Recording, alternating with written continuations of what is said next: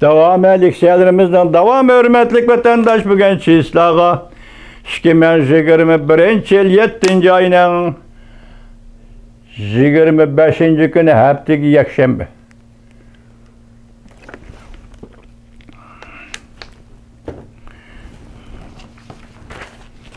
Endiki mavzu Amerika armiyası kadem kadem kıstab gelmekte. Teşepal pallı, işgalgallı, Cunenhay'ın kolu da hiç kandak bir çağrı yok. Mavzulu haber ve Venvi Dubav Tor bitidi 7. ayının 24. günü ilan kılın. Amerika her bir aeroplanı bir ayga yetmegen vakt içinde Tayvan'a 3 katım kondu. Kıskartıp etsek 5 gün içinde, bu 5 gün içinde 2 katım kondu değil, 5 gün içinde. 3 katım kondu. Birinci katım devlet meclisinin 3 nefer azası şu aeroplanı Tayvan'a yetip geldi. Ve Amerika vaksini bilen Tayvan'a yardım kıldı da plan kıldı.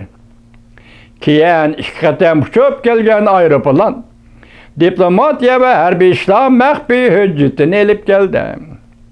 Değildi. Tahlilçiler mundaq görsetdi. Tayvan'a vaksini yardım kıldık dep ilan kılıngan bolsa, dağdığı bilen septartip nemişqa devlet meclisinin 3 nefer azası bu aeroplanga olturup Tayvan'a geldi. Sual. Tege tekdirin aytqanda Amerika tarafının maksidi fakat Amerika harbiy aeroplanlarının Tayvan'a konuşunu adetke aylandırıştan ibaret. Tayvan halkını, Cumhuriyet Kompartiyasını ve bütün dünya halkını bu adetke köndürüşten ibaret. Devlet sırtıdaki obzorçu Pan Yan Dungu tahlil obzori ilan kılıp mundaq görsetdi. Harbiy aeroplan nemişqa Tayvan'a kondu. Amerika Tayvan iki taraf hazır hatta iki meseleni muhakeme kılıvatıdı. Onun birincisi Amerika armiyası Tayvan'da uzun müddetlik harbiy işler ihtiyacı gerek bolgan zapas tayyarlık ornu kuruş gerek mi yok? Onun ikincisi Amerika armiyasının daimi muntizam harbiy kısımlarını ihtiyacı yarışa Tayvan'da turguzuş gerek mi yok? Diyen meselelerden ibaret.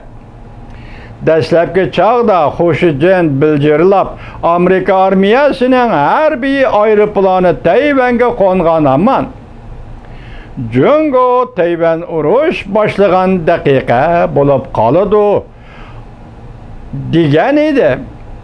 Akıbet nemi boldu? Neticede Amerika harbiy aeroplanları arkadan uçup gelip Tayvan'a kondu. Cungo taraftan kılçı bir hareket görülmedi.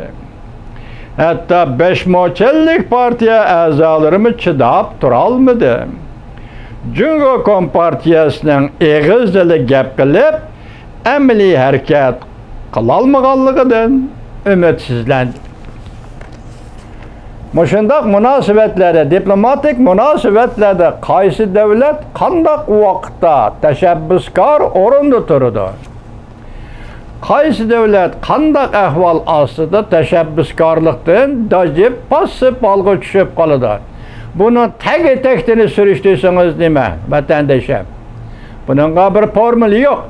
Tegi-tektini sürüştürseniz senin adalet prinsipin nima degan gap? Bu yerda kuch meselesini qo'yib turayli. Davlat kuchi, universal kuchi deganlarni qo'yib turayli. Tegi-tektini sürüştürseniz bu yerda faqat bir gap adalet kuchi degan gap. Bu adalet kuchi degani Cumhuriyet Kompartiyasının tarihidan ve Cumhuriyet'de kurulgan devletinin tarihidan hiç qandaq bir yerda izlab topolmaysiz vatandaş. Cumhuriyet şundaq bir adamның Hatta partiya sirtidagi odamlarning adolat to'g'risida qilgan bir jumla so'zini Jungo jamiyatidan, matbuotdan yoki tarix hech yerda izlab topolmaysiz vatandosh. Hozir Amerika Qo'shma Shtatlari, Hong Kong, Uyg'uriston masalasi bo'yicha Jungo bilan so'zlashayotgan ekan, bu davlat adolatiga munosib ish. Shundaqla mas'uliyat jihatini aytganda, ikki davlat o'rtasidagi diplomatik munosabatlarga bog'liq ish. Shunga Uyg'uriston masalasi ishiningki Amerika Qo'shma Shtatlari bilan Junxo Xalq Jamhuriyati o'rtasida dialog orqali diplomatiya kam birigishida hal bo'ladigan masaladir. Tuvanda muhokama qilamiz vatandoshim.